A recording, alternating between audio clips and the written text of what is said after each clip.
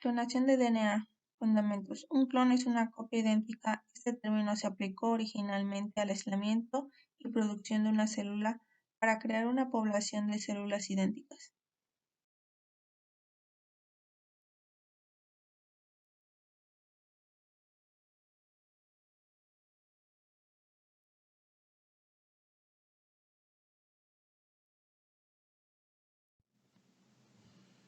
La clonación del DNA de cualquier organismo consta de 5 etapas principales. 1. Cortar el DNA en lugares precisos. Las endonucleasas específicas de secuencia endonucleasas de restricción hacen las veces de tijeras moleculares. 2. Selección de una pequeña molécula de DNA capaz de autorreplicarse. Estos DNA se denominan vectores de clonación. Un vector es un agente de entrega. Normalmente se trata de plásmidos o de DNA víricos. 3. Unión covalente de dos fragmentos de DNA. La enzima de DNA ligasa une el vector de clonación y el DNA que se desea clonar. Las moléculas de DNA compuestas de segmentos unidos covalentemente procedentes de dos o más fuentes se denominan DNA recombinantes. Traslado de DNA del tubo de ensayo a una célula huésped que proporcionará la maquinaria enzimática necesaria para la replicación del DNA. Selección o identificación de las células huésped que contiene DNA recombinante.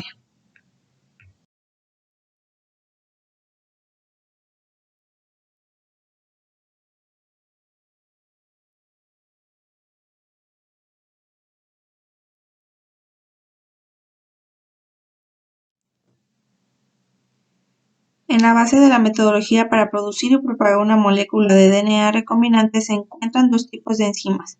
Primero, las endonucleases de restricción, también denominadas enzimas de restricción, reconocen y cortan el DNA en secuencias específicas, secuencias de reconocimiento o sitios de restricción, generando una serie de fragmentos más pequeños. Segundo, el fragmento del DNA que debe clonarse se une a un vector de clonación adecuado mediante DNA ligasas, que empalman las moléculas de DNA.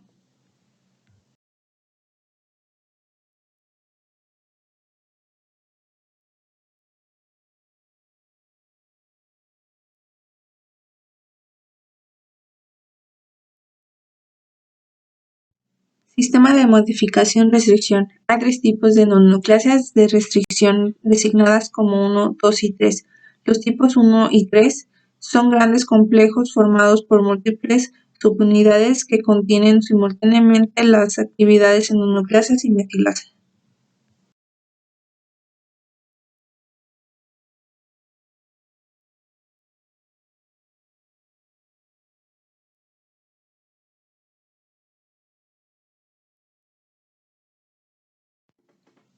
Endonucleasas de restricción tipo 1. Cortan el DNA al azar en lugares que pueden encontrarse a 1000 pares de bases o más de la secuencia de reconocimiento. Endonucleasas de restricción tipo 3. Cortan el DNA a unos 25 pares de la secuencia de reconocimiento.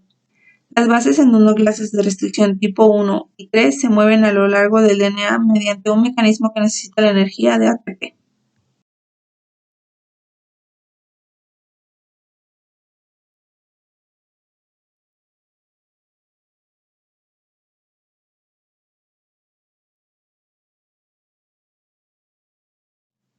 Endonucleasas de restricción de tipo 2. No necesita ATP y cortan el DNA en la misma secuencia de reconocimiento. Las secuencias reconocidas tienen normalmente de 4 a 6 pares de base y son palindrómicas. En la tabla se muestran unas pocas secuencias reconocidas por algunas endonucleasas de restricción de tipo 2.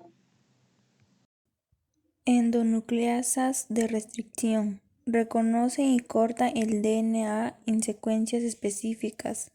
Generan una serie de fragmentos más pequeños.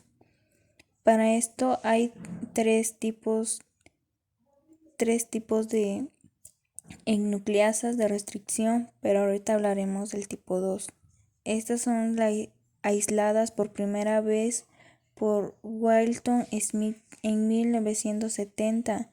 Son más sencillas, no necesitan ATP y cortan el DNA en la misma secuencia Se denominan extremos cohesivos ya que pueden aparearse entre sí y con extremos cohesivos complementarios de otros fragmentos de DNA. A los extremos romos se le denomina así porque no dejan bases desaparecidas en ningún extremo.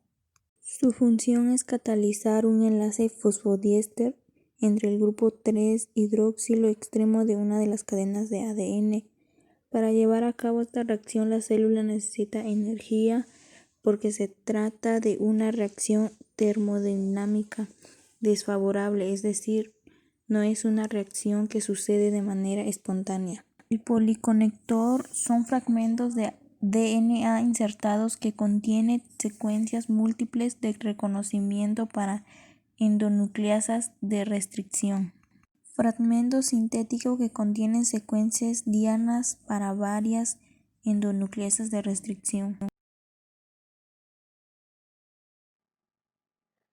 Los vectores de clonación permiten la amplificación de fragmentos de ADN insertados.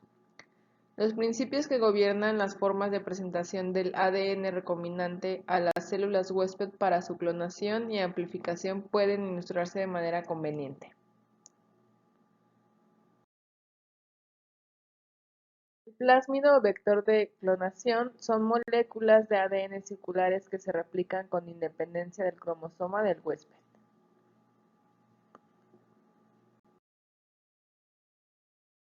El proceso de transformación de una célula. Los plásmidos bacterianos naturales tienen tamaños de entre 5.000 y 400 pares de bases. Puede introducirse en las células bacterianas durante la transformación de células bacterianas preparadas especialmente. Se someten a un choque como a alta temperatura que las anima a incorporar ADN extraño.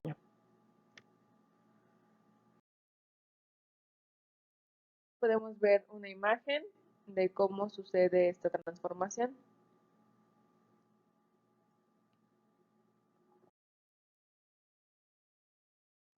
El método de selección. Cualquier célula que contenga el plásmido será seleccionable en estas condiciones de cultivo.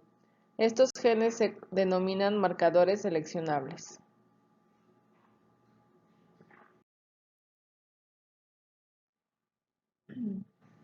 Este plásmido ha sido diseñado genéticamente para que contenga genes que codifican la resistencia de dos antibióticos, ampicilina y tetraciclina.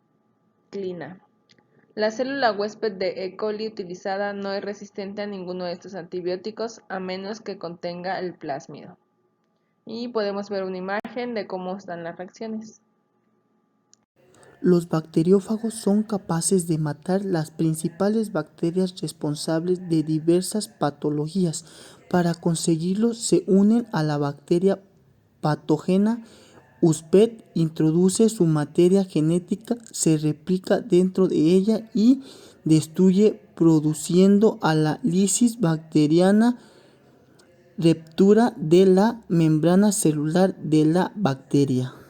La hibridación del ADN une de dos membranas complementarias del ADN es el proceso más común para analizar y detectar un gen particular o un segmento de un ácido nucleico. Entre los métodos basados en hibridación, el más empleado es el uso de fragmentos del ADN o ARN marcados radialmente, conocidos como sondas. Expresión de genes. La expresión genética es el proceso por el cual todos los organismos, tanto procariotas e eucariotas, transforman la información codificada por los ácidos nucleicos en las proteínas necesarias para su desarrollo funcionalmente y reproducción con otros organismos. Uso de los vectores de expresión. Los vectores de expresión son las herramientas básicas en la biotecnología para la producción de proteínas. El vector está diseñado para conectar secuencias reguladoras que actúan como regiones potenciadoras y promotoras y conducen a una transición eficiente de gen transportado en el vector de expresión. Purificación de proteínas. La purificación de proteínas es una serie de procesos que permiten aislar un solo tipo de proteína de una mezcla compleja. La purificación de proteínas es vital para la caracterización de la función, estructura e interacciones de la proteína de interés, por ejemplo, una enzima, un receptor celular o un anticuerpo. La reacción en cadena de la polimerasa. La reacción en cadena de la polimerasa es una reacción química que los biólogos moleculares utilizan para amplificar fragmentos de ADN. Esta reacción permite que unos pocos fragmentos de ADN se repliquen en millones o millones de copias. Etapas y usos. El proceso se lleva a cabo en 3 fases: desnaturalización, hibridación y enlogación. En primer lugar, es necesario que el DNA se desnaturalice, es decir, que las 2 cadenas de DNA se separen. Esta primera fase se conoce como desnaturalización y se lleva a cabo elevando la temperatura alrededor de 94 grados centígrados. Sus usos. Los biólogos moleculares la utilizan para simplificar fragmentos de ADN. Esta permite que unos pocos fragmentos de ADN se repliquen en millones o miles de millones de copias. Ejemplos. La reacción en cadena de la polimerasa, la PCR, hace posible hallar tan solo 10 bacilos de Mycobacterium tuberculosis por cada 106 células humanas. Además, la PCR es un instrumento con enormes posibilidades para la detección temprana de tumores. ¿Por qué considero que es una prueba confiable para la determinación del virus SARS-CoV-2 que agente causal del COVID-19? Es una técnica muy sensible y precisa que puede ofrecer un diagnóstico confiable con tan solo 3 horas, aunque los laboratorios suelen tomarse entre 6 y 8 horas y media.